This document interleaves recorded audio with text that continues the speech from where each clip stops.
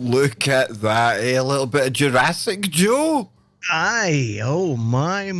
You are, let me just say, your graphics ability have really gone up a Remember lot. back in the day, remember they looked awful, man. It looked like somebody had melted you by the fire and just stuck you onto things.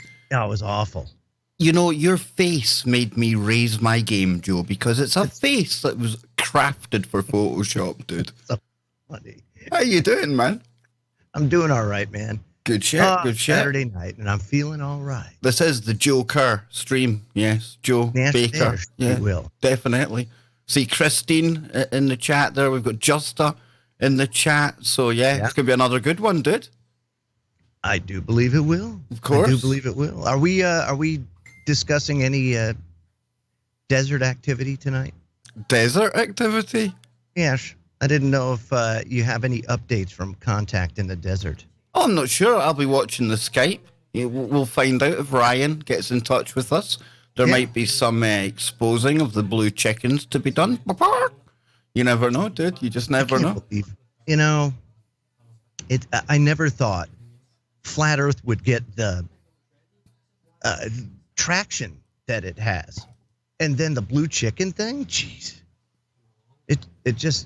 I'm bewildered. I really am, truly. I think it's indicative of the fact that in many cases we're going backwards as opposed to forwards, Joe. Yeah. I think there's not enough drug use being done. Perhaps too much. Today. Maybe perhaps too much at times. No, I don't think so. I think it's a lack thereof. I truly do. I think people need to. Okay, so we've had Flat Earth. We've had the blue chickens. Yeah. We've got Q nonsense. I mean, how much more steadily worse than this can it get before it hits rock bottom, dude? I don't know, but, you know, like I said, if people just cool out a little bit, I think a lot of that stuff would go away. Think so? You know, I do. I really, truly do. Like, I don't think you could have Flat Earth when people are just mellowed out. It's like, hey, man, the Earth, man, it's flat, man. And, you know, your friend's like, yeah, who cares, man? Shut up. And that's about the end of the conversation. Are they not meant to be going to the ice wall this year so we can disprove it once and for all? All you got to do is go to a glacier, right? You take your little boat up to a glacier, snap a few pictures and says, hey, I'm here at the ice wall. I mean, there's so many, you can't, it doesn't, there's no right answer. You can't appease everybody. You know what I mean? You see, you brought it up, dude. It makes you angry and you brought it up. It is. People don't accept the truth for what it is. You know, it's really kind of sad. No, it's strange days. It really is. Strange indeed. Strange indeed. But I think that's why it's good to have the weekend stream, dude, because we can just I would say let our hair down, but neither of us have that much left. So we can just kind of try to make sense of the madness every weekend. Well, let's start out with a little NASA news. NASA? Can we believe them? Well, since we're talking about that kind of stuff, right? Why not start talking about NASA, who many people doubt? You know, NASA's picked 3 companies to attempt moon landings in 2021 and 2020. So my question is, Kev, since there's a lot of people that question the authenticity of the moon landings, will this now squash that? No, you know, going to the moon this time? Or are there going to be those people that say, oh, it's all fake, the Earth is flat, you can't do that, and these people are really just doing it in a Hollywood soundstage? I think it's inevitable that there's going to be an outcry of people, you know, saying that this is fake, it's CGI. I only say that because look at Elon Musk recently when he was shooting his Tesla Roadster off into space, and within minutes, the fact he'd even done it was too much for some people. And that's not to criticize them. Everyone's entitled to their own opinion. But it's just, you know, that there's a historic kind of precedent there that people are just going to react by saying it's fake. Yeah, no doubt, Kev, no doubt. Hey, I got to step away for just a second. I'll be right back. Yeah, no probs. But I mean, you know, when it comes to NASA and things, they bring a lot of this on themselves because look how many times they have lied. And most of the pictures that we do see from space are either these composites or artist renditions at times as well, especially when it comes to the kind of more far off objects, especially the exoplanets. You know, we've never taken a picture of an exoplanet, so it's a best guess anytime they show us one of these things. And again, I think that kind of helps ferment this kind of distrust Do in them. you, because of the artist rendition, if Well, you will? I get that You they think have to that use. plays heavily into it? I mean, I've seen Unirock, and there's others out there showing you like pictures from the moon and things. And when you start playing about with the light levels and Photoshop stuff like that, you can see where they've stuck different pictures together. It's not. I mean, it's no big conspiracy. It's easy enough for No, people they to use prove that at collages. home. They Yeah. oftentimes. So I think they put so them when they together. do that, it doesn't exactly help their credibility, you know. And we know that back in the Apollo days, I think they went to the moon, Joe. I really do think they went to the moon, but I do think they also filmed the whole kind of thing that we've seen playing out on the TV. Just because if there had anything had gone wrong, can you imagine the kind of propaganda value that would have been to Russia at that time? Because the space race was a big Russia-American kind of competition. Yeah, it really was. Yeah, people don't understand in this day and age the dynamic that was going on there, and the United States wasn't in a position where it could fail. So even if we did, I truly think that we wouldn't fail, if you know what I mean. And however that footage got out there and it could very well be because their magnetic tapes got erased, because they didn't plan on the magnetic field to be as strong as it was and erase their tapes. And maybe they had to, save face, go ahead and replicate that data, if you will. Now, see this story here, Joe. Is this referring to the same competition that DARPA are having? I don't think it is. No. This is independent from that. So, it says here NASA's begun to make good on its promise to use commercial companies with lunar exploration. On Friday, the space agency announced it had contracted 3 companies, Orbit Beyond, Astrobotic, and Intuitive Machines, to deliver scientific payloads to the moon in the years 2020 and 2021. Intuitive Machines, eh? That sounds like a company that's set to take over the world. Yes, so what these are going to be probes that go out and do a lot of the research to put a station on the moon, or a permanent sort of base, so that by 2024, when humans start going to the moon, that's when they start, maybe they can send ahead a habitat that they go to, like it. You would hope so. You send up like some kind of probe, some robots, set up some kind of a very kind of basic habitat like you're talking about Yeah, there. because you can do that now with AI. Some dome structure. Absolutely, dude. I mean, if we're not using robots for that kind of thing, then we're stupid. Do you know what I mean? Right. But you see what I'm saying? You could actually terraform a portion of the moon, put it in like an envirodome or whatever, and make it habitable prior to anybody ever getting there. And on that, then once it's there, you just go. Exactly. And on that far side of the moon, Joe, I mean, I'm not saying they have done, but they could realistically have that already there, because we've never seen that side of the moon. You know what I mean? No, but I mean, other countries have. The Chinese have. The Russians have. And China's latest probe that went to the far side of the moon, they took some pictures and beamed it back. And I have to imagine it would be in China's best interest, if they were truly at odds with the United States, to go ahead and beam whatever's out there if we had something over there. But we don't. I really don't think we do. If we did, if the moon, if there was anything nefarious about the moon, my gut is that it would be inside the moon, not outside. Yeah. Like, why would an alien race or whatever put anything on the exterior that they know we have the technology to see? It just doesn't make any sense to me. Or, perhaps it's somehow cloaked. But I just don't see anything like outward. It just wouldn't make any sense to me. And I'm just thinking, like, with the current technology we possess, we could do that. Well, you know how my crazy mind works, dude. The moon's too perfect for me anyway. Right. And I think there's already something almost artificial about it. So, like an observation post. Absolutely. And, you know, if you are an advanced civilization out there, you know, terraforming, seeding planets with life and things, what a perfect, like you say, observation post to leave. You know, a natural kind of orbiting satellite that when people do start to become intelligent and things, they're not going to question that thing up there. They're not going to think there's people hiding out in it, watching what's going on. And then over time, you know, whatever happens, I don't know. It sounds science fiction, but I don't know. The moon's just too perfect for me. Always has been, always will be.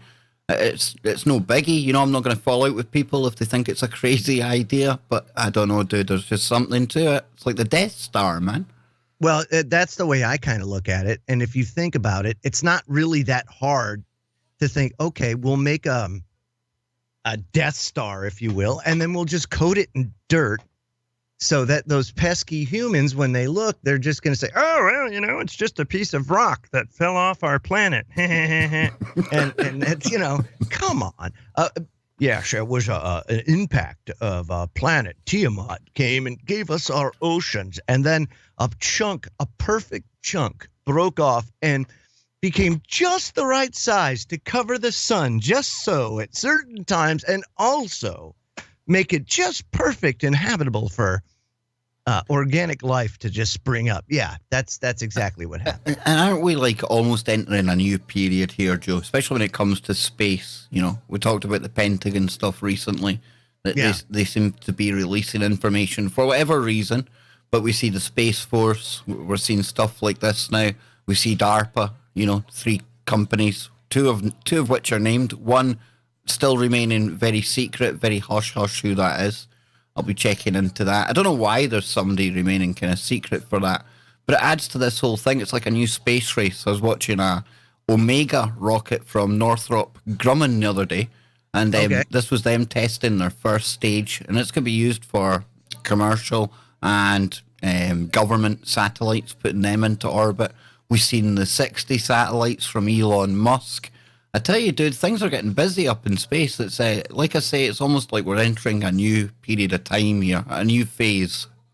It's because we're commercializing the space industry, really, in a way that it's never been done before. And when you allow that private corporation or private competition to occur, I mean, that's when the technology becomes more common, more cost effective. You know, you've got more of it happening. It just becomes better for everybody, but it can only go but so far. And then it becomes it has its own set of issues. You know, it's like you could do it as a public pursuit, and that has its own limitations.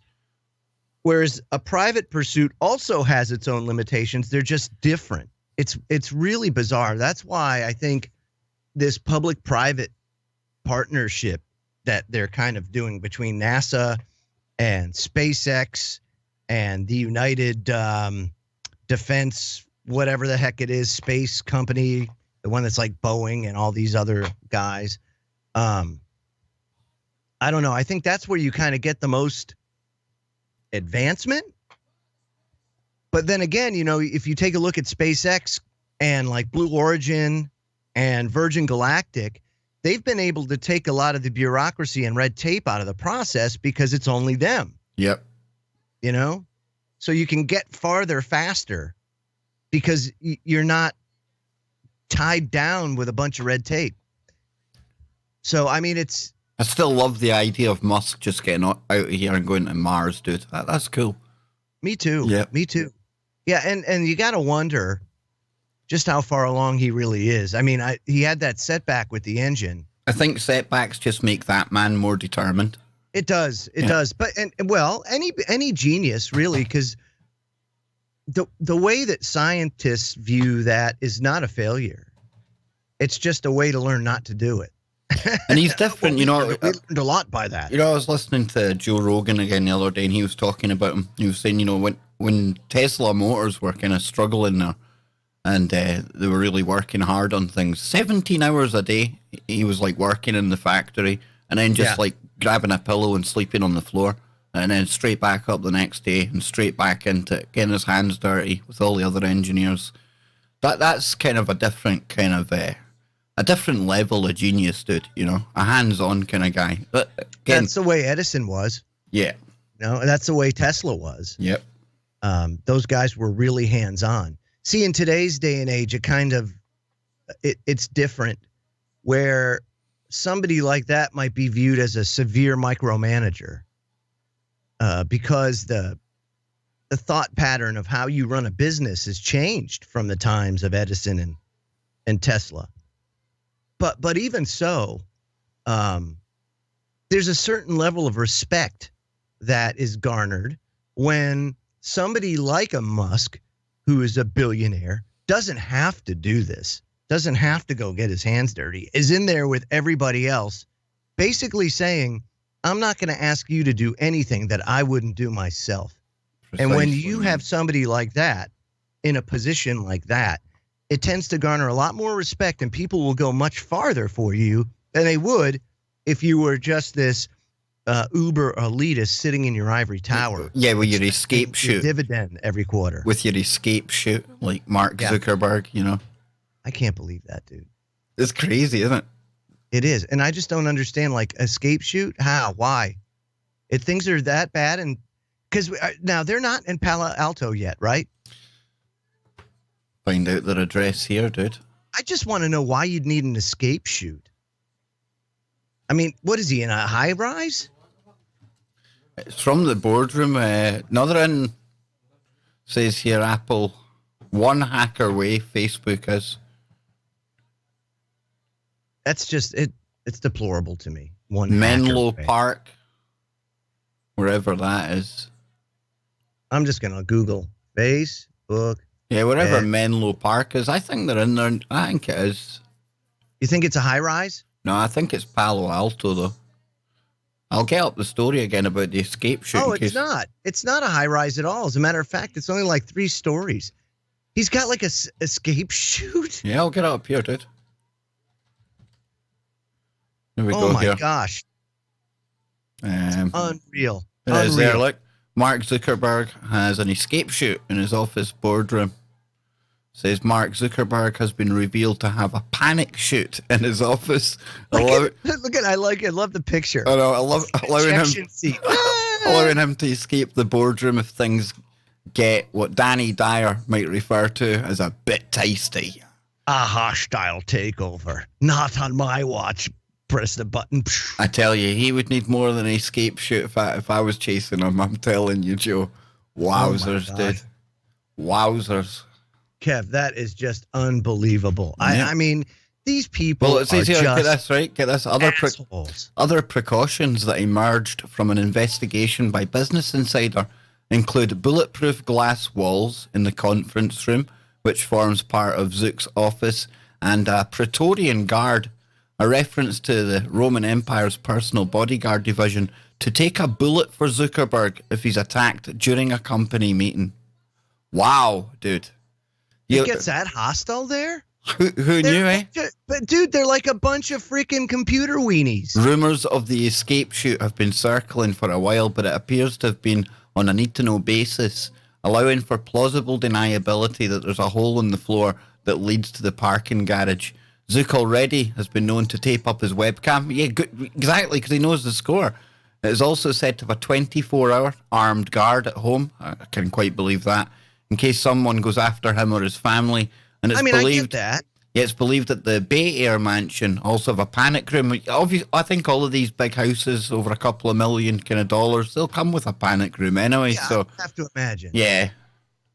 But you know, how paranoid. He must have a guilty conscience, dude. He must have a guilty conscience. Not only a guilty conscience, but you know, I would wager to say if there was any violence to occur at Facebook, it would probably be with those plastic lightsabers that you can buy at the effing toy store, you know, because They're a bunch of geeks. Are you kidding me? This is what we expect. Maybe Joe, maybe violence in the boardroom. Maybe this is a clue that it's not actual humans that work at Facebook. They really are synthetic life forms, and maybe one of them might glitch out one day, and he's a bit worried in case one of them, gets hacked or something. I don't know. I'm just going too far with it, but it's maybe ridiculous. It's like a workplace violence thing. Maybe they push their people so hard that they almost anticipate somebody's going to crack. And when he walks in every day and there's people with little toy AR-15s pointing at little kind of cut out Zuckerbergs, it probably worries him. Yeah, no doubt, man. No doubt. Indeed. So then we'll have another quick look down the story, see what else he's got here. Additionally, there are security sweeps before Zuckerberg goes to a bar. This guy is insane, isn't he? And pre-vetting of all new hires, including doctors, gym instructors, and personal assistants. Well, yeah, I suppose if you've got the money, you're a billionaire, you're going to do that. He also has a personal driver whose routes are monitored and can be ordered to be rerouted if they are too risky for his safety, even if just from slow-moving traffic. It's understood that Facebook has a $10 million annual stipend agreed with Stock to account for his spectacular personal security regime. Facebook has declined to comment, and it says, of course, Facebook just stopped doing dickish things. Zuckerberg wouldn't have to be constantly living in fear of his life. That's what it's got me thinking there, Just what is it that has Zuckerberg so worried? And I think it was George Bush, Daddy Bush, a few years back. He was quoted as saying that if they knew the kind of crimes that we've committed, they would lynch us in the street. And you know that Zuckerberg's well in with government, folks. We've talked before about how the whole LifeLog program that came from the Pentagon, it finished up on one day. And on the same very day, we had Facebook being launched. So we can see how Zuckerberg, from the very start, he's been used as well. I mean, I'm not saying he's a victim. I'm not asking anyone to feel sorry for Mark Zuckerberg, right? But he has been used in a way because he's fronted up a company that's been nothing more than a data harvesting operation. And they can sit and they can cry about, privacy here, privacy there, Cambridge Analytica, blah, blah, blah.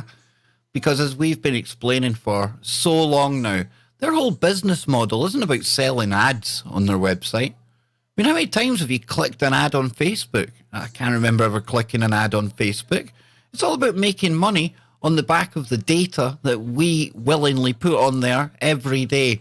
And whatever it is he knows, whatever deal he done, metaphorically with the devil, when he signed up to be the face of this thing, it's got him so guilty. It's got him looking over his shoulder 24/7. That's what it is, Joe. He's done the deal with the devil, dude.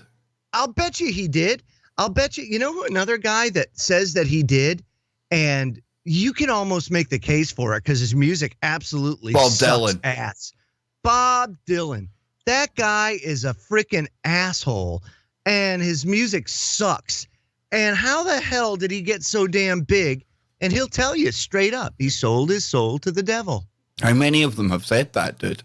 I know, but I mean, wow. I'm looking for it. Here we go. Yeah, here it is. This is pretty cool stuff. I like stuff like this, dude. Here we go. Why do you still do it? Why are you still out here? Well, it goes Can you hear that? to the destiny thing. I mean, I made a bargain with it, a long time ago, and I'm holding up my end. What was your bargain? To get where I am now. Should I ask who you made the bargain with?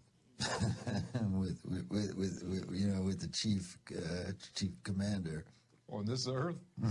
And this earth, and then in the world we can't see. You ever look at music that you've written? Boom. Yeah, dude. That's what I'm saying.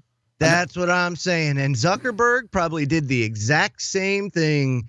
He got presented that same contract that old Bobby D got. And look, like I said, dude, you look at Zuckerberg. Come on, man. That guy doesn't create a multi-billion-dollar company. No. He just doesn't. Like Bob Dylan doesn't make that kind of music. That it just that's the way it works. I mean, look at him as well, dude. Look at Dylan there, man. He's an ugly spud. I don't know, dude, but if like you've got a wraith that's sucking out your soul, I imagine you end up looking like that. You Do you know end what I up mean? looking like that guy, when you got that's like you said it, dude. Here's that wraith, just sucking your soul out. Yeah, it's like a big thing on his back, man, just feeding on his brains. I'm telling you, dude. Oh, Ange said to look up Bob Dylan's real name, his Jew name. You gotta like that. Let's look up the Heb name for him. What is that? Let's have a look. Bob Dylan. Hold on, I gotta look. She said it's absurd, so let's take a look. I'm having a look here, man. It's Dylan. Robert Allen Zimmerman. There you go. What is it? Robert Allen Zimmerman. There you go. Oi, Robert Allen Zimmerman. Is he like Popeye's that's a real name for somebody that's Nice hat. oof, Oh, that's a belter, man. dude. Look at that dude, man. He even looks evil. That's what I'm saying.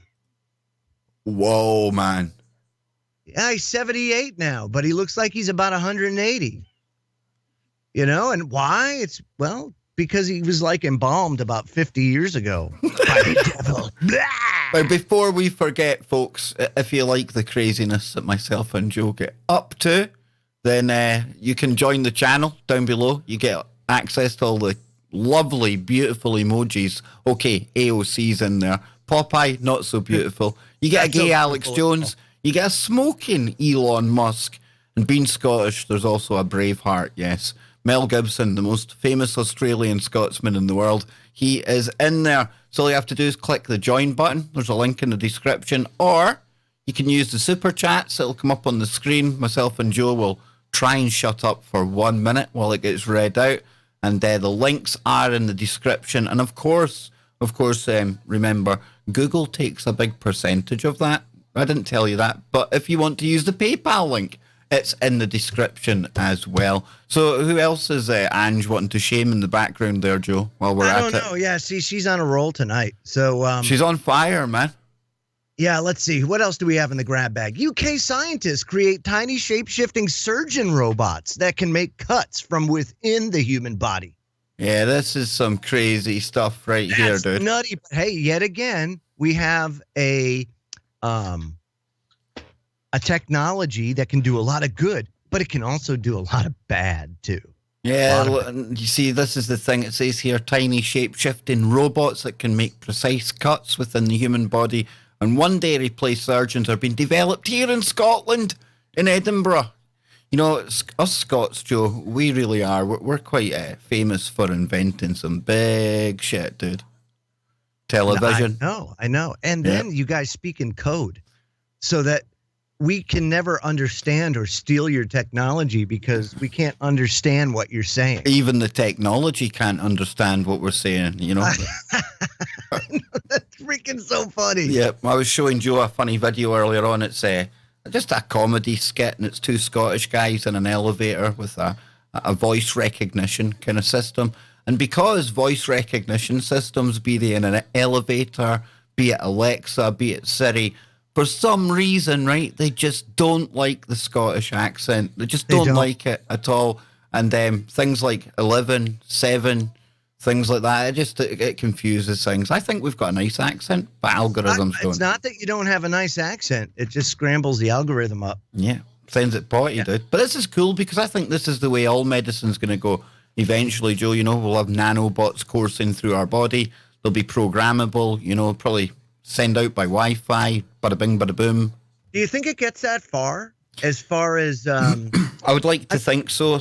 Probably just for the haves, though, not the have-nots. I was just going to say that. I mean, at what point does it make it to the population? I can't imagine that kind of stuff would be available to everybody. And I remember, I can't remember the movie it was, but basically it came down to, or no, I think it was the one with the stacks. Oh, altered carbon. Altered carbon, right? And Amazing. what kind of insurance do you have? well, I have top, and they were able to like regrow organs and do everything for him because he had good insurance. But those that didn't, they didn't get that kind of treatment, So that's kind of the way that this kind of stuff is, right? If you have that high level, well then they you would have end access up to this putting my stuff. stack in a third, fourth hand sex robot, Joe. They seriously Yeah. would, dude. I wouldn't be getting one of the top of the range bodies, that's Top for of sure. the range. No top shelf body for me, sir.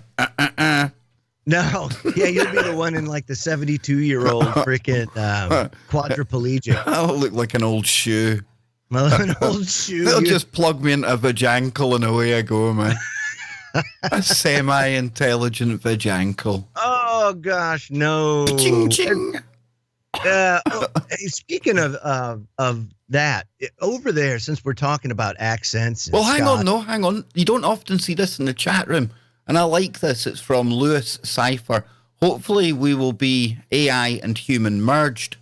Now, we've talked about sometimes, Joe. We've kind of talked about the advantages that you could have with that merger with the AI, and that just kind of caught my eye there because it's not very often you see people that would watch this kind of material who would openly say that. And I don't think there's anything wrong with anyone who has that mindset if you want to merge with the AI when it comes along.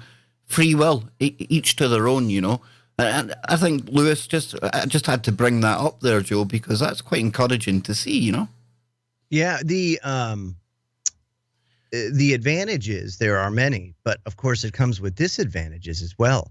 And just like vaccinations, people should be able to make the choice on what they do with their body and how they do it.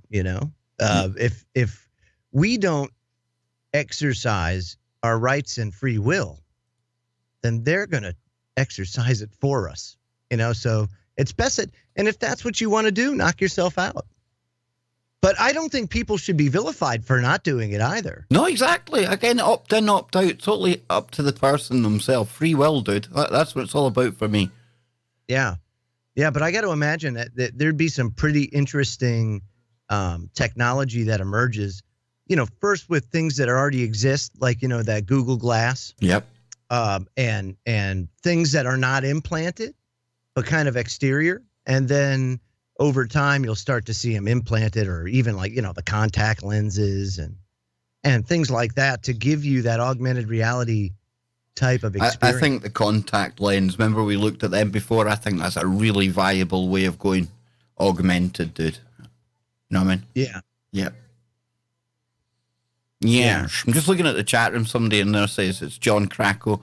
You guys see the Netflix trailer for that movie with a robot raising a human kid with all the test tube babies around after the apocalypse, and a rebel shows up. It looks crazy. It sounds like it's right up our street, Joe. We've got a super chat coming in a minute. Yeah, we've got just a guy. Awesome, dude. Brown chicken, brown cow. Ding, ding. Oh, I can't believe it. You loved that joke, dude. That's a Scottish joke, dude. There we go. Yo, weekenders. Hey, Kevin Joe, bring me. Ah, she didn't. She I'll do it, man. Brown chicken, brown cow. Yeah, that's how you do it. Like I say, dude, that was not my joke. I'd love to steal it as my own. Probably wouldn't want to claim that as my own, but it was on the OA. So switching gears a little bit, I have to ask, why is it that over 24 million Brits self-medicate with alcohol and drugs to cope with life? You know why? Because we live in Britain. Because life sucks. That's why. And it's probably 240 million Americans over here. So it's not that bad. You know, Joe, the next option after that, if it's not drinking, it's not drugs, and you've got a little bit extra to spend, you could probably consider getting yourself one of these, the euthanasia machine. A euthanasia machine, you say? Yeah, yes, indeed, my good friend. You know, as you do, a death pod in the living room. Says euthanasia expert invents death pod with a die button. With a die button. Is there one that just says half die, just in case you're not ready? Until then, because if you look at this thing, it is quite a futuristic looking pod, right?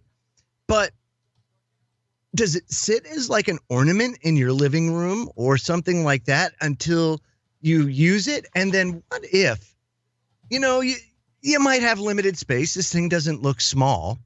And say you use it for an easy chair instead of an easy chair because it takes up that room and you can't have an easy chair. Yeah, some uncle comes over at Christmas dinner, gets a bit kind of stuffed and goes for a nice little nap.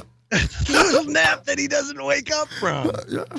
Just press the full kill, man. Like what happens when little Bobby walks over and accidentally hits the die button? This is craziness. It says here, this is May 31st this year. An internationally recognized euthanasia expert known as Dr. Death, I wonder how long it took them to think up that name for him, has invented an elegant and stylish death pod in the shape of a coffin that users can climb into, push the die button, and meet their demise within minutes, as liquid nitrogen quickly lowers the oxygen level.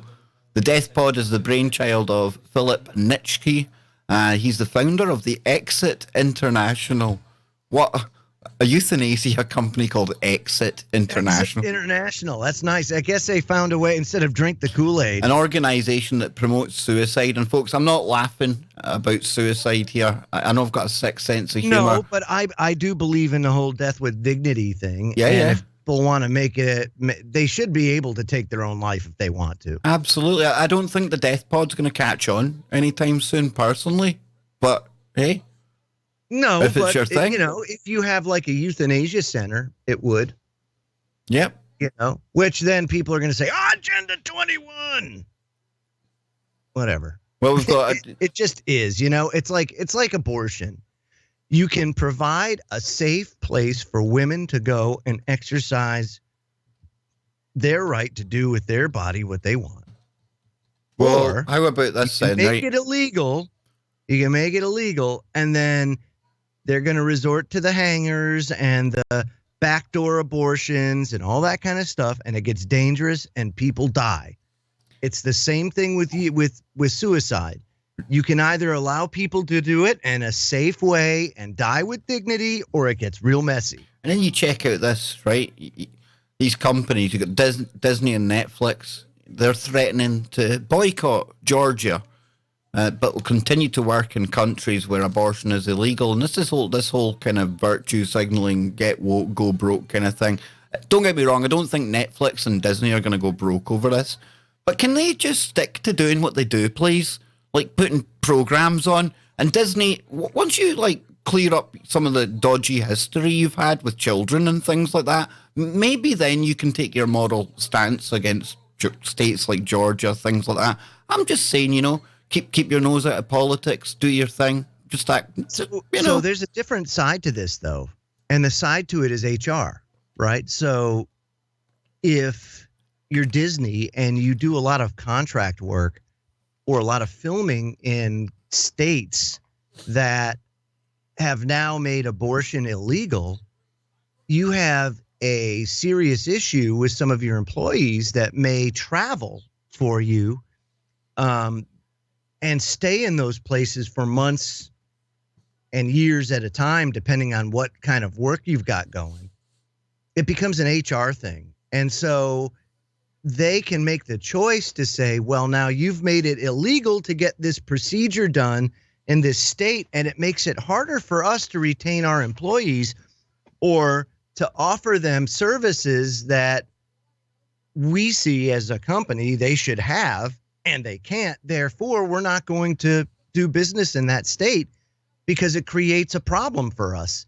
And that's kind of one of those, that's the flip side to that. It may not necessarily be a moral thing, but the media may be spinning it to be a moral thing, even though it's not. It ends up being more of a business HR thing. I seen Cyndi Lauper today. She was on. I know Cyndi Lauper. I didn't know she was still alive, dude. But she was having her 2 minutes. Be like 70 now. Yeah, she was having her 2 minutes on Twitter saying that I certainly won't be going to these states that have passed these abortion laws. Well, I'm sure these states will be that's her taking a moral stance. Yeah, I'm sure these states will be absolutely devastated that Cyndi Lauper isn't going to be going there anymore, Joe. Yeah, no, but that's more of a personal thing and trying to use their fame to sway the public opinion. Which isn't You know? hard on Twitter. Which isn't No. hard on there, dude. Not hard. Joe's getting the brains feeding him some information. Yeah, like, I know. You know how it is. Hold on, the download's coming. no probs. I'm going to pull up this story here. This will get people hot under the collar. Might get me hot under the collar before too long. Says EE. Yes. Hey, Ange just said this. So we get this out of the way. She said that if they want to make a moral issue out of it, then they should get into the schools if that's what they're going to do. And parents should be teaching their children to abstain from sex before marriage. If that's the case, if you want to make it a moral issue, but they don't. And instead they kind of go the opposite way. So you can't have it both ways. You can't teach children one thing and then take away the ways to handle things on the other side of the fence, and it becomes a confusing thing for children, teenagers, parents, for everybody. It just becomes a real conundrum. And that's what you end up having in states that have made it illegal. They just need to, states and federal governments should butt out. That's all. Just butt out. It's none of your business. Stay out of it. Yes, Mr. Joda. You have some 5G network stuff coming up? Oh, you know it. Come on, dude. I'm in like smart city ground zero for all of this nonsense, man. Does that mess with the accent, by the way? No, it's okay so far. It's okay, But it says here, EE launches the UK's first 5G network, bringing ultra-fast internet to tablets, smartphones, and other gadgets. Every single other smart gadget in the world that supports the technology. So what does this do for like advantages now, like with compared to what we have now? How is it going to be better? Well, for us, I think, I don't know many people that took up 4G packages with their mobile phone companies, Joe. So the 5G thing, like they're saying there, ultra fast internet to your tablet, that's the way they'll dress it up for us. But you got to understand, there it is there, look, Glasgow. You think of the amount of data that we're producing as a smart city now, and that's why we need that 5G network to handle that data, to pipe it back to where it's going here, and also pipe it over to Tel Aviv as well, to nice security. So it's not for us. It's so that it can handle the vast quantity of data that's produced minute after minute, isn't it, Kev? Yeah, exactly. It's for the internet of everything, and by everything, I include me, you, and everyone listening to this, because we're also just a node on this network, Absolutely. But I think you made the point perfectly clear. They'll dress it up to say, well, it's going to give you ultra fast internet speed to your tablet. But and that may be true to an extent, but I mean, it's already ultra fast going to your tablet. I can stream live soccer right now, not a problem. That's what I'm saying. Not even bat an eyelash. What's it going to do? Is it going to like teleport me into the bloody future so I can see it before it happened? It's ridiculous. Exactly. Do you know what I mean? So that has nothing to do with it. No. It has everything to do with all of these gadgets communicating back to the central hub, and then, all of these other institutions that are basically grabbing all of this data and aggregating it. You need a huge pipe to handle that. Yep. And 5G allows that to happen. And it says here, EE says the mobile network is planning 1,500 sites by the end of the year, and that includes the busiest parts of Bristol, Coventry, Glasgow, Hull, and Leeds. 5G capability handsets are available from Samsung, OnePlus, somebody else, and Huawei, that mad company that's always in the news, has been left off amid ongoing tensions between the US and China. That's because the US basically turned around and said, we're not going to be working with you if you even go anywhere near that network. Again, it all ties into this trade war stuff that's going in as well. So, yeah, but it's nothing. 5G, how long have we been talking about it, Joe? They were testing it in Glasgow last year, and I'm really looking forward to later on in the year because that's when, I think David Icke was quite surprised when I brought up the Israel-Glasgow connection, because from what I can make out, this is exactly the connection he's making as well, that all of these smart cities, be it Glasgow, be it anywhere, there seems to be this almost bottlenecking of all that data going back to Israeli security companies. That's nothing against Jewish people. It's nothing. It's just a fact, and that's strange, dude. Yeah, well, again, it's no different than Buffdale, Utah, getting a copy of everything. No. And basically, that's what it is they basically tap into these main aggregate streams, and it's just taking a copy of everything. Buffdale does it. Israel does it. I'm sure there's plenty of places throughout the world where this data is aggregated and stored. Pine Gap. For the express purpose of feeding these algorithms. Pine Gap. I would say that's another one, because they're part of the Five Eyes as well, Yeah. Canada. This is the main purpose, I believe, for 5G, is not to really give you speed, because we already have that. That's not an issue. And here it is. Look, 5G technology is the generation of mobile network and is expected to offer internet speeds several times that of the current generation 4G. Oh, whoop-dee. We can see things just as live as they would be on 4G. But it just makes it more responsive. It takes out a lot of the latency. Yeah. And AI, I think, would be able to better react because of that increased throughput. Real time. So, yeah, very much so. Very much so. So that's where I see the advantages.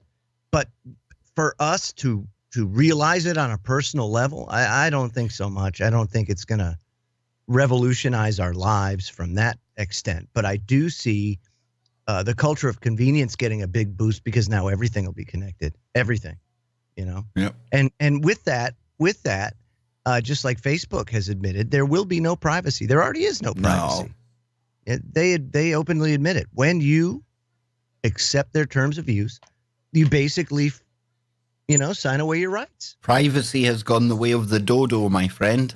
Truly has. It's extinct. Yeah, it's just a concept that we construct in our own mind, because that's the only place that it exists. And they make no money on the advertising, really. That's what I was saying when you were away. Percentage of their income. That's what I was saying when you were away, Joe, when I was kind of trying to get inside the head of the clone that is Mark Zuckerberg. And, we've said it umpteen times, but I keep repeating it just for new people that might come along. That's where they make their money.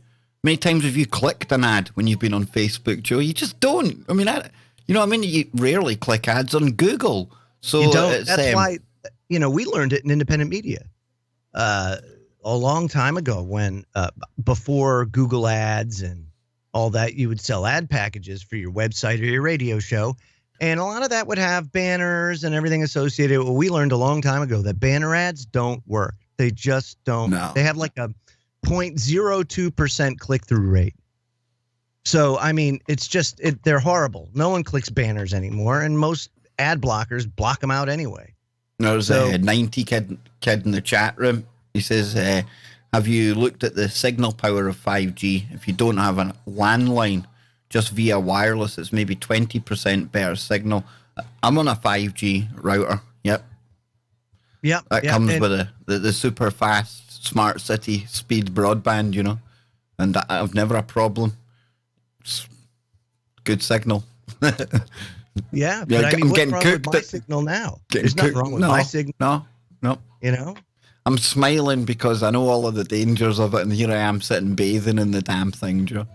Yeah, but you know what, dude? Like I said, it's cumulative. It's over time. And people's DNA determines how susceptible you are to it, and you may never be susceptible to it. Exactly, man. You can't go through life worrying about all these things, No, but they should be a little more upfront about the dangers. And to be honest, they don't know. No. They just don't know. No.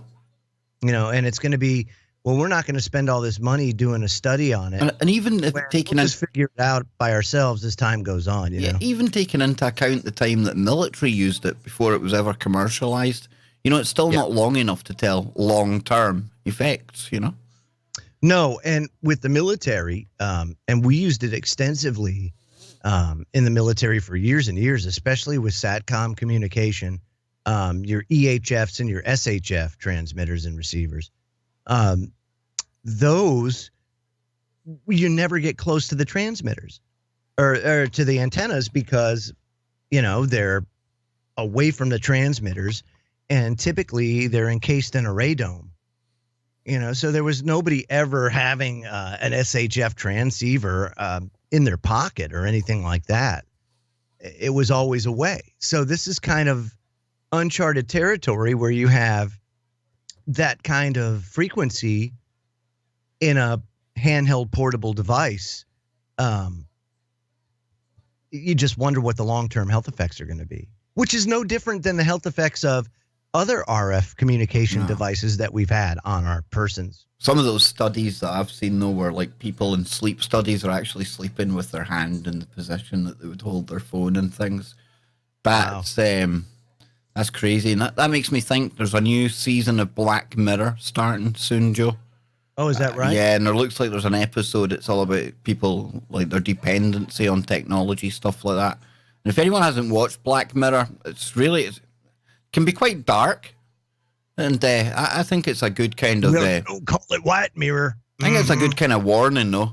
It does give good examples, if not sometimes quite outrageously so, of the world we're moving into, right? It's a cautionary tale about the technology around us. I think that's the best way to describe it. I like it. That's a good description. Yeah, it's quite a good one, Joe. Do you like that? Cautionary tale, my friend. Very cautionary. Yes.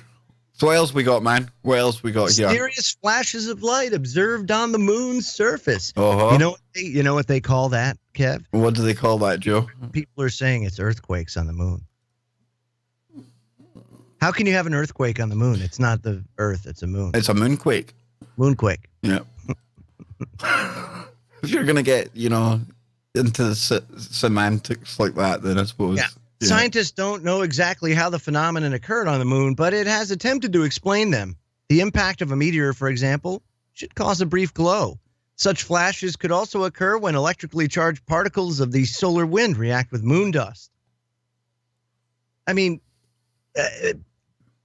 people are they're just pulling this shit out of their ass. You can't tell me. Yes, the transient luminous lunar phenomenon. The transient luminous lunar phenomenon. I get it all the time, Joe. These are people trying to justify their big salaries. You think? Totally do. Definitely. Does it? What if the flashes of light are like aircraft warning lights from the aliens that live inside the moon? Oh, hang on. Have they not even got some crappy video they can show us of this? Oh, they do. Look at. Oh, is that like a Jeff Bezos unveils Moonlander? That's not. Yeah, that's his blue balls. I mean, his Blue Origin lander. Well, so there's not even video. Flashy, so a little more realistic than the lunar module. So are we is this actually then more believable, Joe, because the guy didn't get dodgy CGI, made up footage of it? Yes. Because let's face it, something like this is quite random. And how many times would you just happen to have your Gucci camera set up to your telescope, I think it's more logical that sometimes people that are into astronomy just look in a telescope and they're not filming it. Also, although these days, Joe, I suppose it's easy enough to film it all the time, right? Yeah, well, I mean, if you think about it with DVRs and I would have to imagine it has to be fairly simple to do now, but what if it just looked like?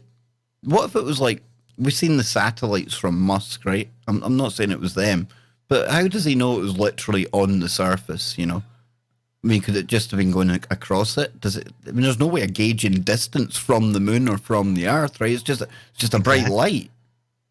What if it was that Chinese satellite that's orbiting the moon? Yeah, that Chang'e. That there's actually meant to be one that. Well, I don't think it's happened yet, but the next stage of the Chang'e mission, they're sending home soil samples. So that's going to end up. That's right. I heard about that. Yeah. And of course, that's going to end up with colonization as well. The Chinese are going to. How do you know it's not real? Yeah, I just watched that movie about Mars, John Carter, and on that movie, it has to do with like a another civilization. I was telling you about that, and just how everything that we've been told about Mars is actually a lie. Now, in that movie, the Martians call Mars Barsoom, and basically this Earthling goes to Mars via like a medallion that creates a portal, and off he goes. And there are watchers that basically influence the destiny of people and of civilizations and everything else. But when you look at these landers and these footages, could you imagine that maybe there is, or there could be like a civilization there, but we wouldn't know it because maybe they're doctoring all the footage of these landers and everything else. I remember seeing footage of a place in Nova Scotia where they were testing these landers, and it looked almost identical to the Martian surface. Yep. You know, so then how do you know what you're seeing is Mars, and how do you know what you're not seeing is? You have no idea if it's Nova Scotia. Exactly, dude. And some of them, you know, you see some of them have been matched up, and I'm sorry, but for me, they have been using some of that test location. Some of that footage has had like a red filter put on it, and we've been sold that as Martian rover stuff. Now, for me, I still think there's rovers up there, but I definitely think they've botched up some of that. So why? But you mentioned there the trip from like here to Mars, and it always makes me think back to this here. Okay. And this is about why the name Cairo. It says, "Dear all, today I would like to talk to you about the city of Cairo, the capital of Egypt. Have you ever wondered what the name of Africa's second most populous city after Lagos stood for? Well, Cairo's official name is Al-Kahira, which means literally the place or camp of Mars, in reference to the fact that the planet was rising at the time of the city's foundation, as well as the vanquisher, or the conqueror, or the victorious, or the strong, in reference to the much-awaited Caliph al-Mauzi Ladin Allah, who arrived from the old Fatimid capital of Medina back in 973. But it was that bit there, the place or camp of Mars. That's what Al-Kahira means. Now, I get it, Joe. Possibly, right? Yeah, sure. Maybe Mars on the horizon. Or could it be because it was almost paying homage to something that whoever built this knew there was one of these on Mars? What's on the edge of Cairo?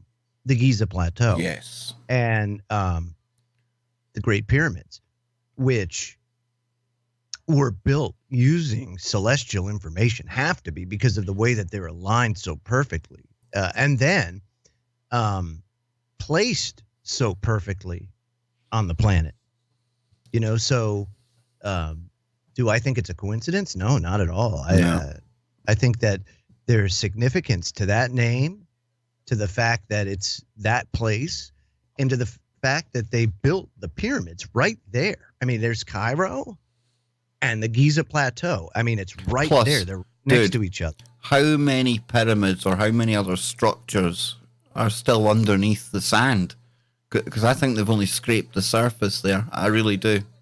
Dude, the flood took care of a lot of that stuff and washed layer. You know, I would have to say if they truly excavated that place, it would be unbelievable what they found. Mm-hmm. You know, but I mean, the level of effort that would be required to do that. And I have to imagine you'd have to displace a lot of people. And I mean, the resources would be just unbelievable that you'd have to devote to an effort like that. Look, for example, what's going on at Göbekli Tepe. Yeah. Right? That's painstakingly slow. And how long have they been excavating that for? And they've only done what, 20%, 10%? 10%, between 5 and 10%, I think it is. Right. And the resources that go into that is just, it's staggering.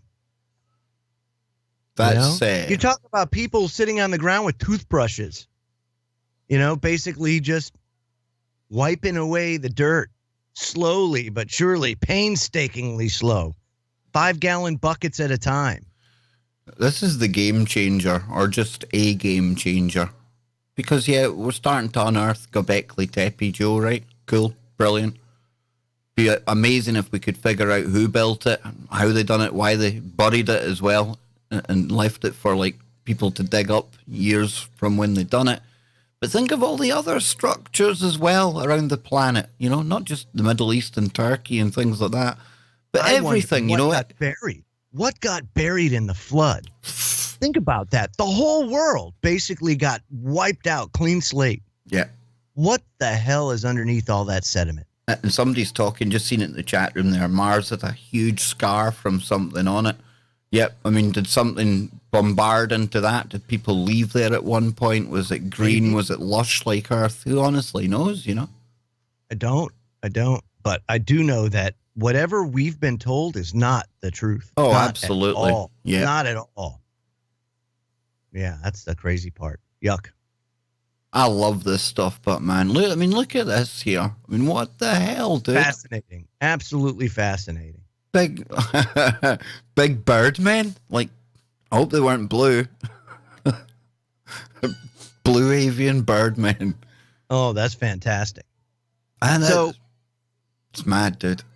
Well, one thing that they did use, of course, is the sun. As celestial, for religious and spiritual the sun is a very central figure in human history. And of course, the Metro says monster explosions on the sun will become more common.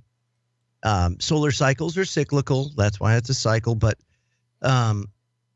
certainly, a lot of the weather phenomenon we're experiencing has to do with the fact that the sun has been eerily quiet and has had a severe impact on our magnetic field and just about on everything, not just on our planet, but every planet, you know?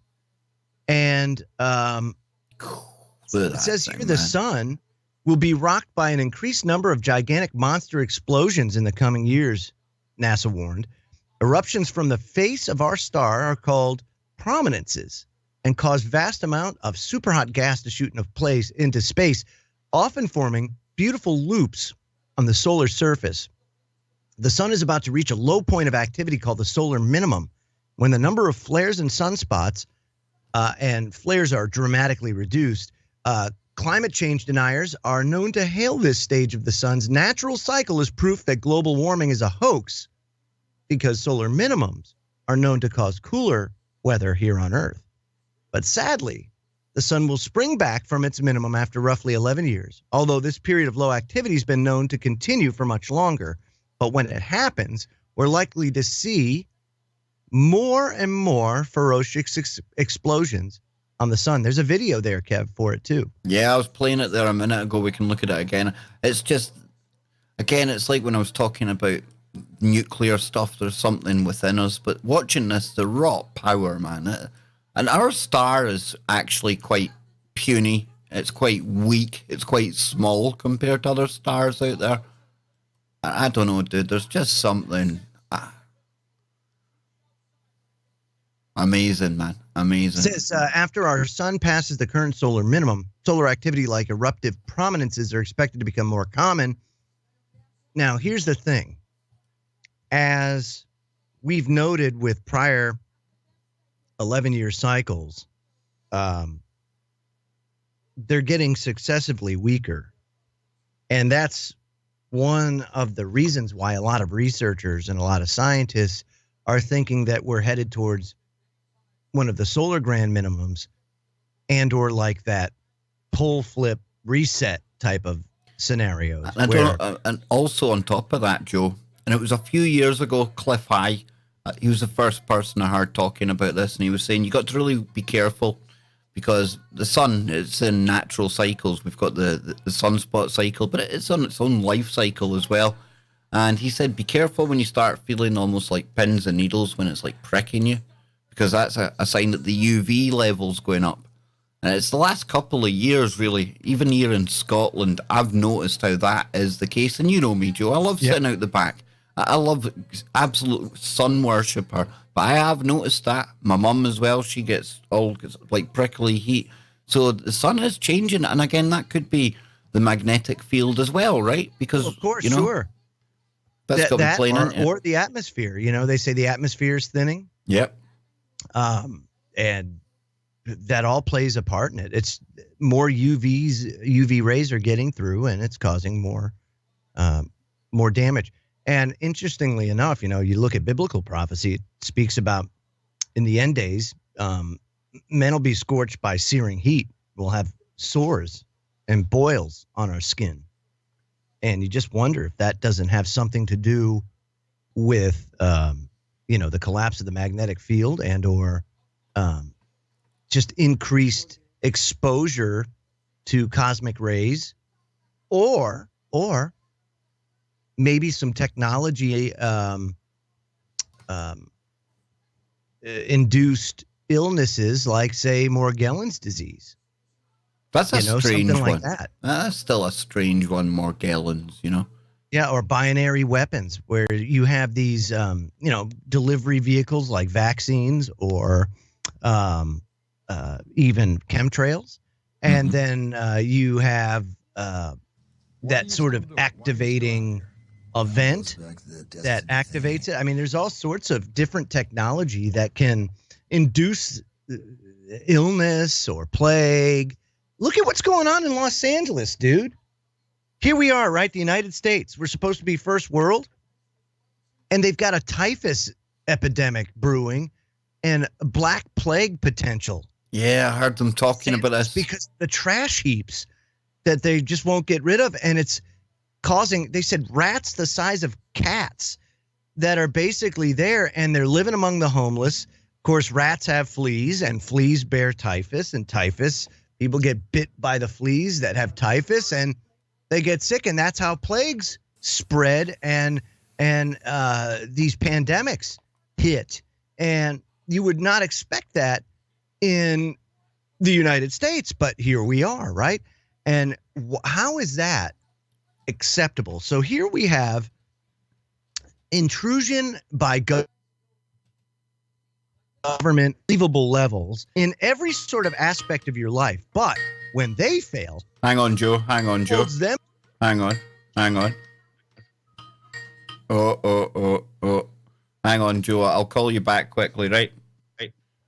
Joe, hang up. I'll need to start Skype again.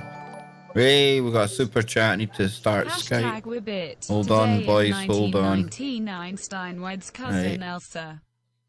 Right, I'll get to that one. Bison, give me 2 seconds, dude. We've had a major kind of Skype crash here. Hang on now. I'll get it back, folks. I'll get it back. Don't you worry about that. Where are we? There's Skype there. Yes, I think we might be able. Hang on now. Call Joe back. There we go. There he is. There's Joe. We've got Joe back. Now hang on, Joda. Hang on. I'm thinking what happened there was. What did Ryan try to call? I think it was Ryan, yes. So I'm gonna try and add him in now. Yeah, I think so, dude. I think so. We might get some update from the desert. That's exciting. Oh.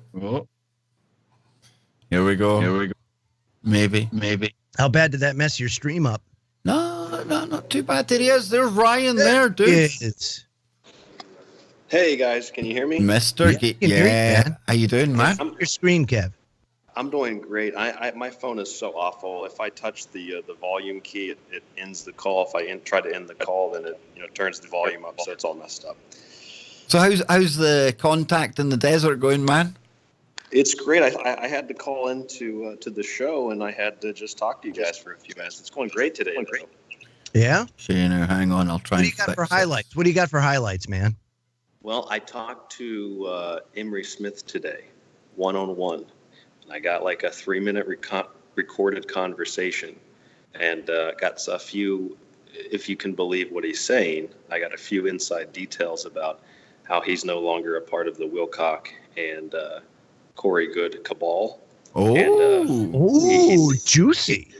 Yeah, he no longer likes Jordan Sather at all, and had some very nasty things to say about him. That Sather was one of the people that doxed Emery Smith. I didn't know that. I thought just Joe from the Carolinas and a few other people, but apparently Emery was doxed. But then again, depending on how well organized these guys are, it's very possible that they might all be involved in, running some scam by pretending to be separate and enemies. Who knows? That's true, dude. That's true, but that's quite interesting, right? Because, I mean, for anyone that doesn't know, I think Emery's one of these. Does he not claim to be one of these super soldiers or something like that? Well, see, that's another thing I learned today. I asked him, I said, what about the alien autopsies? You don't have any proof of that? And he said, I never autopsied alien bodies. And I said, well, I thought you dissected some. And he said, no. He said, Wilcock made this thing up that I dissected 3,000 aliens. And I said, yeah, that's what I've heard. Whoa. And he said, no. He said, Wilcock made that up. He said, I've worked with tissue samples that I speculated were aliens. I don't know what it was, though. I think it was aliens. And so he said, Wilcock made all that up. He didn't do that. That's what he told me. I have some of that recorded. My phone was again. That's my lovely. phone's so old, so I only have some of it. Even. That is really, really interesting, Ryan. That is, because a lot of people are starting to talk out about Sather and about Wilcock.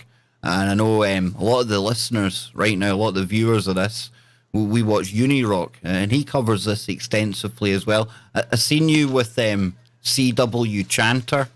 I've seen you had a picture with him. He's somebody else that kind of covers the Blue Chicken cult as well. So it's quite interesting that you've got somebody on the inside there that's almost talking out about the same stuff that we speculate, right? I know a lot of the things that you and a handful of other people, and the number is growing, that we've speculated on turns out to be very, we'll say accurate. I don't know if I'd say true, but very accurate. Because I don't necessarily know that if I can believe what the guy's saying, because I don't necessarily believe everything. Yeah, we've got to watch. Yeah, we've got to watch for confirmation bias again, because it's what we almost want to believe, right? Yeah, that's a better way to say it, more precise way to say it, exactly. But otherwise, everything else has been really great, and I've gotten some cool promos for my show. Got some great pictures. I did a lot of really positive networking as well. So tell me, how drunk did you get last night with Leo Zagami? Did he induct you into some secret Freemasonic lodge? Yeah. No. Did he make you a cardinal? Is there a goat today that could spill the secrets on Ryan Gable? No secrets aside. Damn. Leo, he called me and they invited me out to lunch yesterday, but I was doing a radio show, and then by the time they got back, he went on Jimmy Church's show, and then it was like 11 o'clock, and they ended up going home and going to bed. But we're going out to dinner on Monday, I think. But I got a picture with Leo, though. It's on Facebook. He's a cool guy. I seen that, dude. Looking cool. Looking very cool. So what's happening at the whole thing today, then? Is this another day of presentations? What's the highlights today? Yeah, today's kind of like yesterday it began, but today's like the main day of presentation, and then tomorrow is another day just like this. So there's like presentations and then workshops and stuff like that throughout the entire day. And then at nighttime they show like a movie. So last night they showed Close Encounters, and they do it on like a big blow-up movie screen out on the lawn of this resort, so you can just kind of hang out under the stars. Oh, Joe, man, we should be there, dude. We should be there. I'm telling you, you gotta get over here. Absolutely. Joe, come on, man. Where am I going? Hey, you know what, dude? You have a much better chance of going. I mean, you actually are in the smart city of Glasgow. So. Yeah, I could just beam myself there. Why not? Beam yourself there. Yeah. Yeah, everyone wants to hear about the smart city of Glasgow, how the aliens feed off the 5G energy that's encapsulating the city. So have you not I noticed he had a picture of himself with the hair as well. Oh yeah, Giorgio, man. Giorgio. He looks like with Giorgio. So he's real. Giorgio looks like he's been enjoying the dinner at Contact in the desert. That? Yeah, he's got kind of chunky. He looks like he's at the ancient aliens, dude. What the hell's happened there, man? Yeah. Ryan's thinking, I can't say nothing here. I might have to bump into this cat later, guys. Come on. It's like he's sitting right next to me. No, he was actually. I've never had any problem with him because I never met him or interviewed him or anything like that. So I waited in line. I talked to him for a few minutes, and he was really nice. He actually, I asked him to do a promo for me, so he was very aware and cautious and went over to the corner and told some people to be quiet. And he did like a really awesome promo for the show. He's like, "This is Giorgio Tsoukalos of Ancient Aliens, and you're listening to the Secret Teachings with Ryan How Gable." cool is That was pretty that? cool. Oh, that is awesome, dude. Awesome, man. See, Joe, that's why we should be there. Well, that's the thing is you can't go into these events with any shame whatsoever. But we you could have to be totally and completely shameless when you go in Good there. point. Yeah. Yeah, Or you yeah, could just have go to be. for a laugh and you could like get a couple of black suits on, black glasses, you know, just hang about looking a bit ominous at the back of things and, you know. Well, that's why I'm wearing these. I look ominous everywhere I go. Yeah, but you see your face is starting to get recognized in these alt media circles, Ryan. You see, you're going to be a victim of your own success You soon, have man. to, if you had first showed up with like an earpiece and the sunglasses, that would have certainly been suspicious. But because your cover's blown already. So who are you going to see is. today? Are you going to go and listen to the Galactic Archivist, Laura Eisenhower? Does that take your fancy?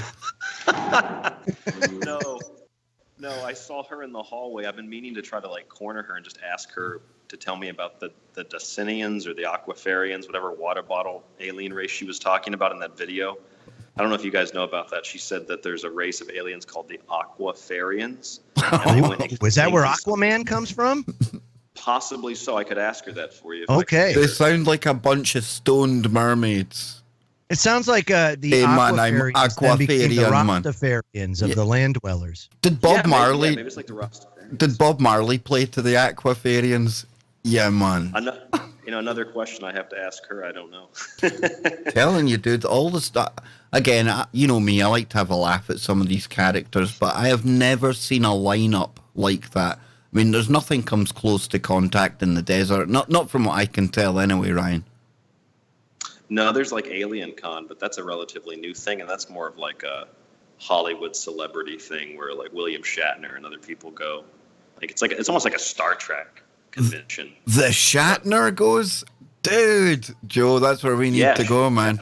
And he's an old Shatner fogey be now. there. You know, I got to imagine he doesn't get around that easy anymore. So, I mean, if he goes there, that's It's good in oppor- LA. Yeah. I'm guessing Oh, he well, still that's lives why in he LA. lives right in L.A., so. Yeah. So, has there been people like walking about in alien kind of costumes and things?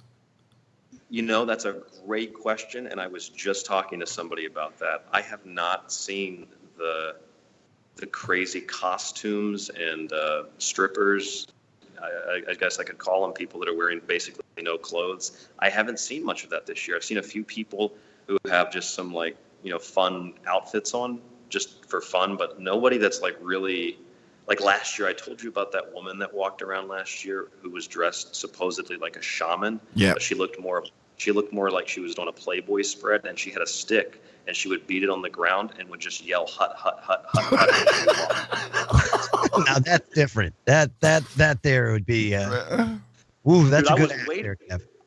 I was hoping she'd be here. I was gonna go ask her if she has Tourette's or where she studied to become a shaman, but she didn't show No, up. hang on, Ryan, hang on. Restless Bride in the chat room says, Clyde thinks he saw a hybrid? Hybrid. Yeah, did this Is that happen? right? Listen to the Restless Bride out there. Tell me more. I need to know know more here. Was this at Contact in the Desert? Was it somewhere else? That's a bit. I just talked to Clyde. Clyde said he met someone. He was kind of, I don't know if he was being directly serious, but he said, yeah, like this woman was like really just had a powerful energy, if that's what they're talking about. Oh, it could be. You know, it could be. And how about my good friend Sather? Has he said? Has he come and kind of looked for you? Has he said to you, tell Kev Baker I love that guy and that? You know. That's a great question, because I think I told you guys yesterday. Sather was walking in with, like, I'm guessing his girlfriend or assistant, and I was going to go over and talk to him, and he ended up walking past me into another room where all the people are signing books, and so I was going to go talk to him, but I was waiting for the AV guy to be done, and so as I was standing there, I ended up selling a couple of books off of Brad Olson's table. He was nice enough to let me set my stuff down, and as I was doing that, I turned around and Jordan was gone. But long story short, I talked to somebody else, some other people who are not really Wilcox Sather fans, And I said something about Jordan Sather, and they said, oh yeah, he and Wilcock, and this was speakers told me this. He and Wilcock are going to hide in their room like they always do. They're not going to come down and talk to anybody because they've been exposed and they don't want to have to answer questions. That's what somebody else told me, but that's always what I've said anyway. You never see these guys. No, exactly. That makes a lot of sense. It really does, especially nowadays. You know, past couple of months when the heat has really got turned up on these guys. You know. Yes, it absolutely has. It's because of people like you and people like me and people like the Dark Journalist and many other people who are just, they don't even have radio shows. People just ask questions, and people that don't have answers to those questions, or at least they don't have good answers, don't make them look like frauds. They don't want to answer those questions, so they hide and they run away, and they don't confront, they don't, interact rather with their followers. Yet somehow, guys, I was going to go to Wilcock's wife's talk, someone who's totally unknown, just magically she marries David, and now she's an expert, and she was the only room I've seen so far that was so packed. It was totally jam-packed, no room to even stand, and the line was still wrapped out around the building, around the corner. I have no clue how that happens, how you become so famous so quickly. That's strange unto itself, but we've got the Restless Bride got back to us, and it sounds like it was the same person with the energy. Said Clyde was on a live stream this afternoon, but she also says, be hospitable because you never know. And if that's about Wilcock and Sather, then I'm sorry, but the time for being hospitable to those two, it's long gone. And maybe if they hadn't gone about doxing people, releasing private information solely because people criticised their information, maybe I'd be a little bit more hospitable. But here's the thing. You don't have to do anything overt. No. You just have to do exactly what you guys are doing. And then karma, the universe, and God, make fun of it, call it, ends up taking care of the rest. You don't have to worry about it. When you go on that far, that side of the fence of darkness, like they have, yeah, man, to do something that effed up, like doxing people and stuff, karma's a bitch. That's going to come back to bite you. I've seen it firsthand where somebody, Kev, you remember with that, when I had that run-in with the law, and that deputy was just the biggest dick on the face of the planet and tried to ruin my life and my family's life. I didn't have to do anything. God took care of the rest. He was a shady bastard. Next thing you know, the State Bureau of Investigation's down investigating this podunk little sheriff's department, and half of the freaking deputies are in jail, got fired. The sheriff got fired. Everybody got fired. I didn't have to do a damn thing. But karma came right back at that SOB and his cohorts, his cronies, and took them all down. Yeah. Took them all down. And I know that it was in response to what he did to me and my family. I know exactly that's what it was. So that's why I say, all you got to do is expose it, bring it out into the light, and then the light will take care of the rest. It's okay. The hybrid bride was saying, sorry, I was talking about the hybrid chick. Hey, I'm definitely more open to the hybrids. Absolutely open to the hybrids as opposed to Wilcock and Eichen. I wasn't picking on you there, Restless Bride. It's just I thought maybe you were saying don't be so cruel to people that are into the Wilcocks and things. But obviously I picked that one up wrong. But this cloning thing, we spoke about it as well when we talked about Zuckerberg yesterday and today, Joe. It's a big thing, this cloning thing. It truly, truly is. And I don't know how many clones are out there. I really don't. But do I think some clones are out there? Absolutely. You better believe it. So, Ryan, what's on your itinerary today? Who are you going to go and see? I tell you what I did already today. My big thing was going to see Graham Hancock again. Oh, very good. Very good. Was he talking about... Was it a crowded presentation, just out of curiosity? Absolutely. My friend saved me a seat right in the front because I was doing some other stuff. I missed the first few minutes, but it was totally jam-packed, rightfully so. It was, yeah, right. I said to my friend, I said, it is like the gold standard of like historical and archaeological research. That guy's just a genius. Was he talking about the mound builders and the kind of... America before? I've got the audio book. Yeah. It's fascinating. Is that the presentation he did? Yes, that was the presentation he did. Oh, yeah, that's a good one. That's a damn good one. You're talking about just People taking. realize, Ange just made a great point. One thing that they found in some of the archaeological digs over in Egypt from 3,000 BC, the days of King Tut, was cocaine. Cocaine, which, by the way, coca leaf, that's a South American type of thing, right? And of course, you've got that down in Africa. But what it speaks to the fact that you had a trade situation or the introduction of items not native to that region entering that region. Well, how did it get there? Because, there was never supposed to be any intercontinental travel at that time, but there was. And Hancock gets into that, and then the whole giant thing. Oh, man. Have you read his new book? What's that? No, I haven't. No. I haven't either, but there's so much great information, and his presentation was very flawless.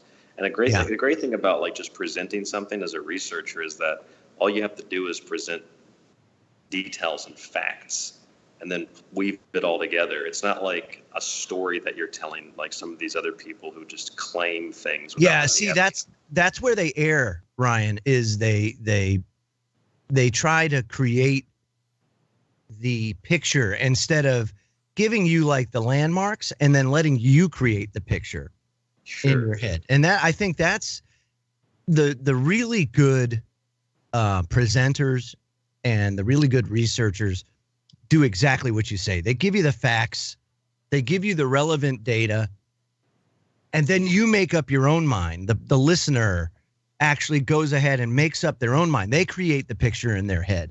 And by doing so, I think you encourage people to dig deeper instead of giving everybody everything, which ends up, I think, doing a lot of damage, because that, I think, is what turns people off. It turns your audience into a group of religious faithful, and they rely on you for all the details, and only this person can give me the truth. Only this person has all the answers. Please give us the information that we so desire.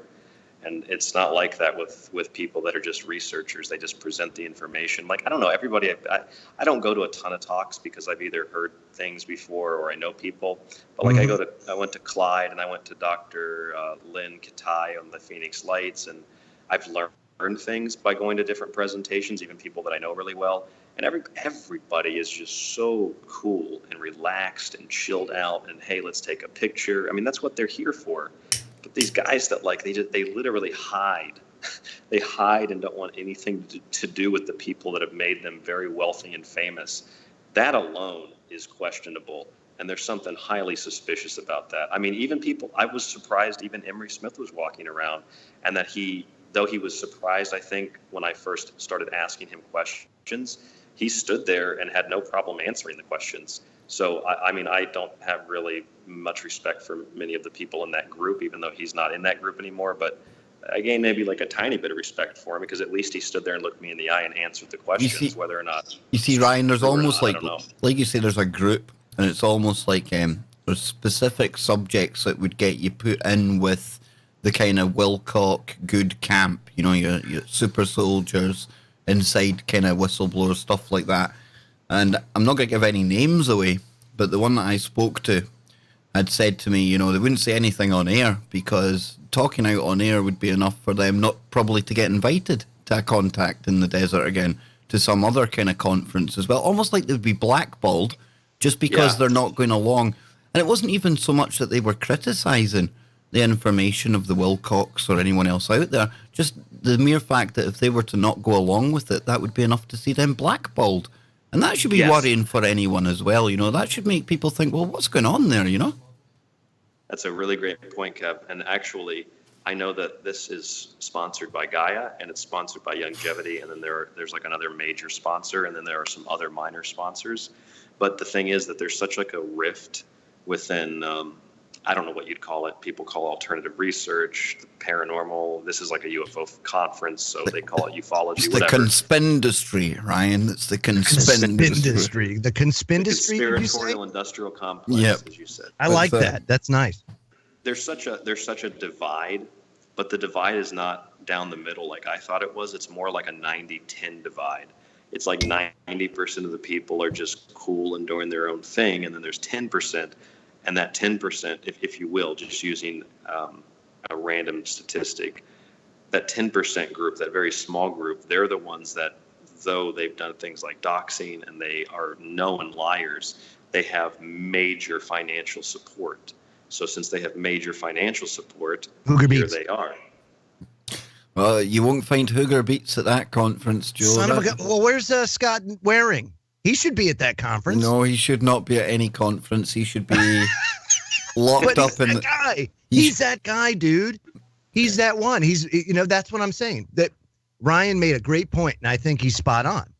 He's one of those 10% that basically back into things to make the story fit the event.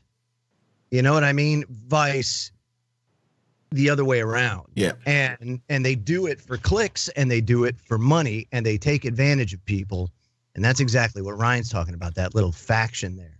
And they do. When you piss at their honeypot, they get pissed off. And then they do things like you're talking about, Ryan. They dox and do a bunch of other heartless shit that, to be quite honest with you, is totally, completely unacceptable and would be out of the realm of possibility to those 90%, which, when I was over in Iraq and in the military, that's the way I figured, is that you never saw the 95% of people that just wanted to be left alone. You saw the 5% of people that were causing the bullshit, and that's what it was, a very vocal minority. But the majority of people just wanted to be left alone and left to their own thing, and that's the way it is there too.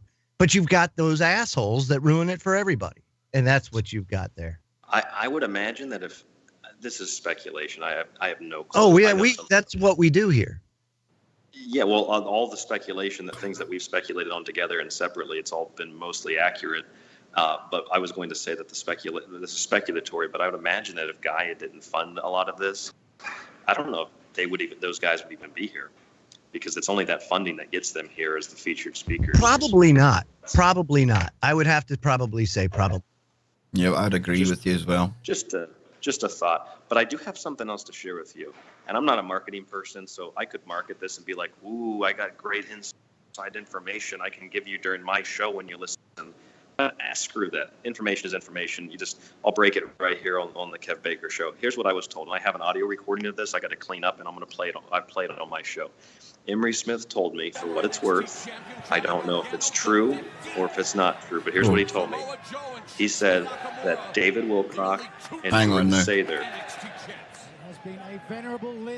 So there we go. We're back. I don't know what that was. Sorry for that. That was a tab started playing some mad game in the background. Go for it, dude. Okay, so just a little inside information. Did you hear what I had said before? Or did I get cut out? No, go for it. Just start over again. Okay. So usually I'd save information like this, or I could market it for my show and be like, oh, I got inside information I'm going to reveal on my show. Just listen at this time.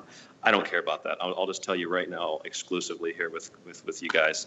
So when I talked to Emery Smith, take this for what it's worth. I have an audio recording of this. True or not, I don't know. And furthermore, I don't care. I'm just relating the information to you. I provide, you decide. You say, Kevin. I was told that when I first asked Emery Smith, I said, I know you're kind of in that Corey Good, Wilcox circle. And he said, no, I'm not in that anymore. I said, oh, what happened? And he said, no, we're not really friends anymore. I mean, we talk, but we're not really working together, et cetera, et cetera. And we continued to talk. And as the conversation proceeded, I said, what happened? And he said they threatened me. He said, Wilcock and Jordan Sather threatened me. He said physically threatened him, like they threatened to hurt him physically or hire people to hurt him if he didn't go along with their script. So that's what he told me. Take that for what it's worth. I have an audio recording of Emery Smith saying that to me, just for what it's worth. They threatened to hurt him if he didn't go along with their story. Now, And that included the made-up stuff that Wilcox said that Emery told me wasn't true. now, But I don't know. Hey, ready, Kev? Let me paraphrase. This is. I'll provide the choreography for you, if you will. Yes, if you don't go along with our script, by gosh, I'm gonna take my lightsaber, my plastic lightsaber, and I'm gonna shove it up your ass. Now, is that Jordan or is that David? it's got to be- It could be either or. You take your pick. Yeah, Just, you know. I don't know. Sather's got form for wanting to shove things up people's ass, dude. He's into these coffee enemas. It's crazy. It's crazy shit, literally, man. But listen, we know from what other people are telling us that this is all scripted, okay? So we've got some other kind of circumstantial evidence that would support that this is the kind of thing that these characters get up to. And you've got the recording there. I've no reason to doubt you. You're going to play it on your show. We can only take Emery Smith at his word. And if he's telling us that's what's happened and it fits with everything else that's happened, then fair play to him, you know, fair play to him for coming out and talking. Let's hope we can get Emery Smith now to go on some shows and get out there publicly, because the best place to, you know, get things kind of dealt with is out in the open, especially when you're getting threatened physically and violently. That's the you know. best way to handle it is just to squash it. Don't cower and kowtow to these asshats. Is you crush it, you know, and that's the thing. If you have the moral high ground, especially if that's the case, and he would, then that's what I would do. Is I would just let the light cleanse it and bring it all to the light of day. And 90 Kid says he's the guy that last year went on all the shows saying he knew what was happening down in Antarctica. Let's just say him talking on Antarctica in the title has 1.5 million views. And Antarctica that's one of these topics that, you know, anyone could say anything about the South Pole. And if there's anything kind of mysterious at all attached to it, because people love that topic, it's going to go flying. It's going to go viral normally. And I don't know what's happening down at the South Pole, but I'll ask you, Ryan, because you spoke to Brad Olson recently. And Brad Olson is literally just back from Antarctica, right? So, I mean, what was he saying? What did he see down there? I heard him on Clyde's show, but didn't hear him speaking to you. Yeah, I had him on too. Brad's one of my oldest friends in this industry. And I actually sat down while Clyde had breakfast this morning. I was hanging out with him and Ron when I first got here, and I wandered around. I went and bought a book, and then I came back, and Clyde said, "You come into the talk, right? The panel."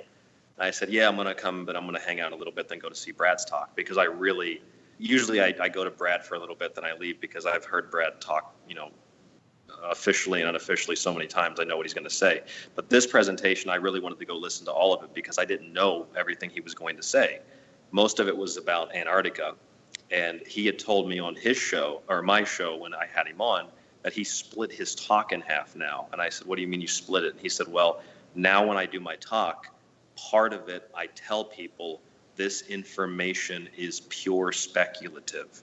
And I said, "That's fantastic, and that's what I think you know everybody should be doing." So I went in there, and he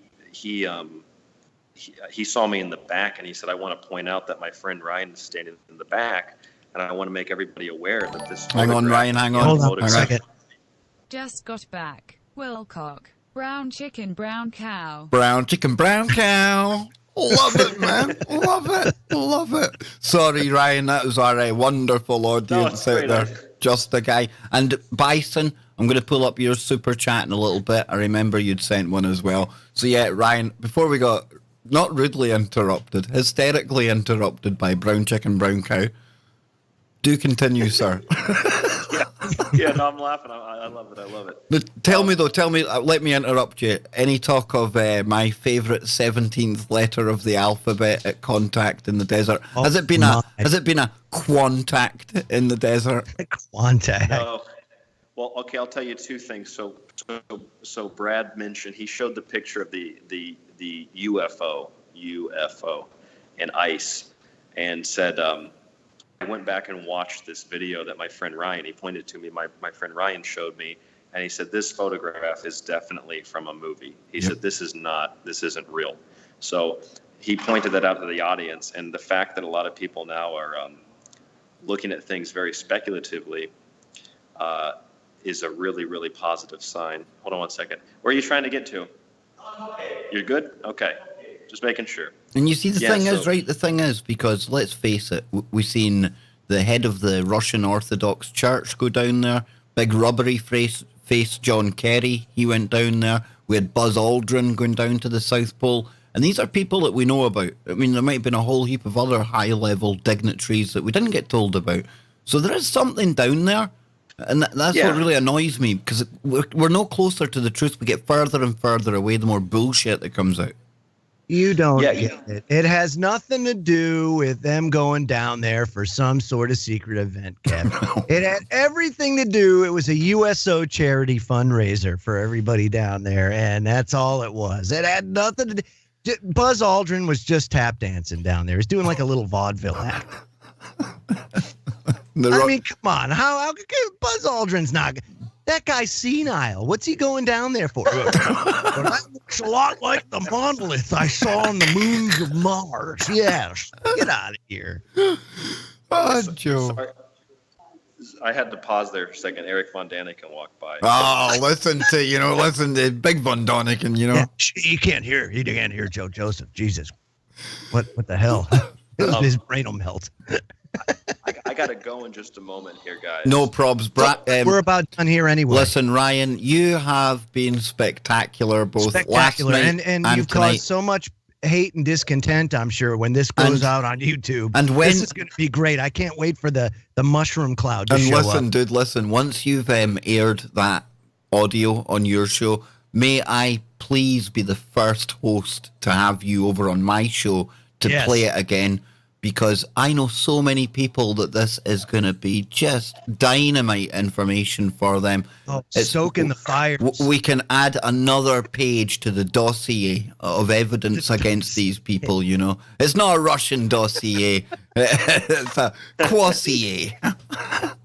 Yes. You got it, my friend. Yep, you can have dibs on it. And of course, shamelessly plug my show to anyone that has 2 ears and willing to listen and a potential guest. I brought you up at Clyde's talk about Geordie Rose, and then Clyde's, he said, hold on a second. And he said, I want to make sure everybody knows who Geordie Rose is. And then he mentioned Kev Baker from Scotland. I actually I bought the video, so I got it on video. I got the presentation. Nice, dude. Nice. Well, Ryan, we'll let you get back to it. And of course, if anything interesting happens, you just message me on Skype. Thanks for the call. Look at that. Is that Von Daniken walking back in? It was a big man. Yeah, man. Yep. There he goes. He looks like he's wearing avian blue dinner jacket. It's very nice. Yes, it's a very avian blue. Is it made of real Antarctic feathers? Antarctic. Birdman. Right, Ryan, we will let you go, sir. This has been awesome, dude. You have a good time, and I'll speak to you soon, man, okay? All right, sounds good, guys. Thanks for taking the call. Catch you later, Ryan. You're a star, dude. How cool was that, Joe? Oh, that's fantastic. Wasn't it just? My. I can't wait for the fireworks to happen here, right? From a reputable source that go with the script, or we're going to take a coffee enema. I'll give you a coffee enema and a pair of concrete shoes. Oh, dude. That's grim stuff, eh?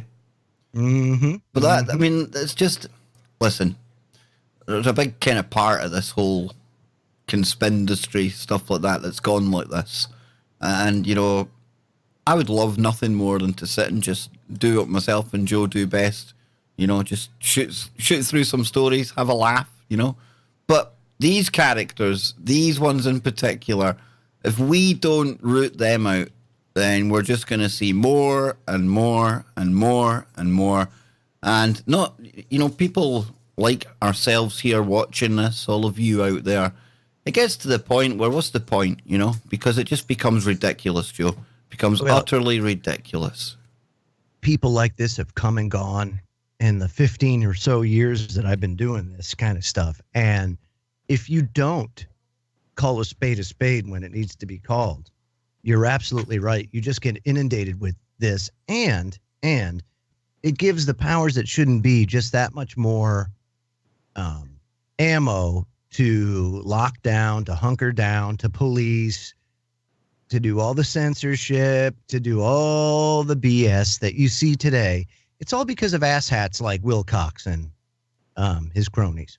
Well, somebody in the chat room's asking about the Elon Musk neural lace. We'll deal with that tomorrow. I'll actually take a note of that. Before we go, Joe, let me just check what Bison's super chat was, okay? Because Bison sent one a little while ago when I was dealing with Ryan calling in. And I don't want to miss that. Because, honestly, folks, you don't know how much these little super chats mean to myself and the family right now. Might not seem much to you, but they all make a huge, huge difference.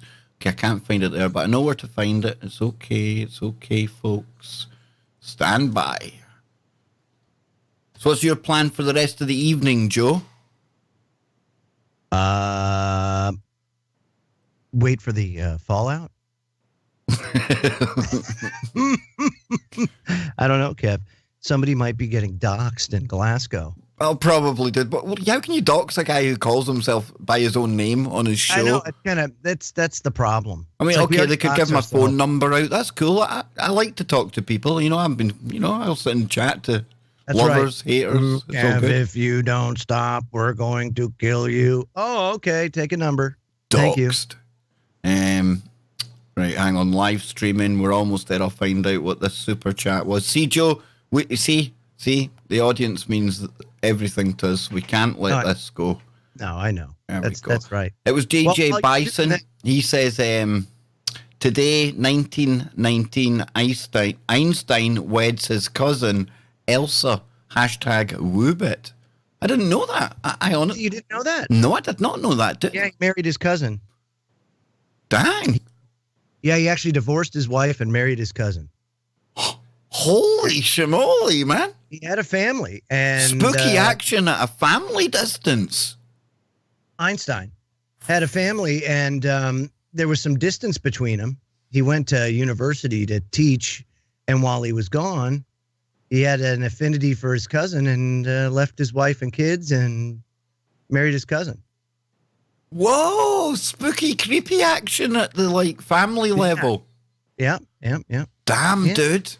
Yeah, I mean, when you look at these people that have extreme intelligence like that, it's typically indicative of an imbalance somewhere else. So when you see that unbelievable intelligence, chances are it equates to zero people skills or some sort of really depraved habits. Yeah. Well, somebody in the chat. Oftentimes, some of them would have been considered autistic.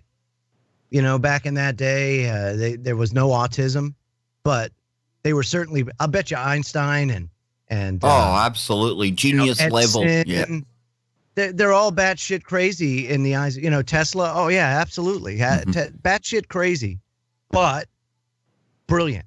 Yep. Just because their brains work in a different way, dude. Different way. Yep. Yeah. Well, that's us. I think we'll be back tomorrow night if Joe has the time. If not, we'll still be back tomorrow night. I'll be back. But somebody was asking in the chat room about Ryan Gable, what his channel is.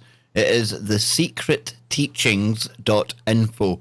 He's got a podcast over. The brain wanted me to remind everybody that if you want to know more about people like that, and you haven't seen it before, there's a great movie called A Beautiful Mind. Oh, John Nash.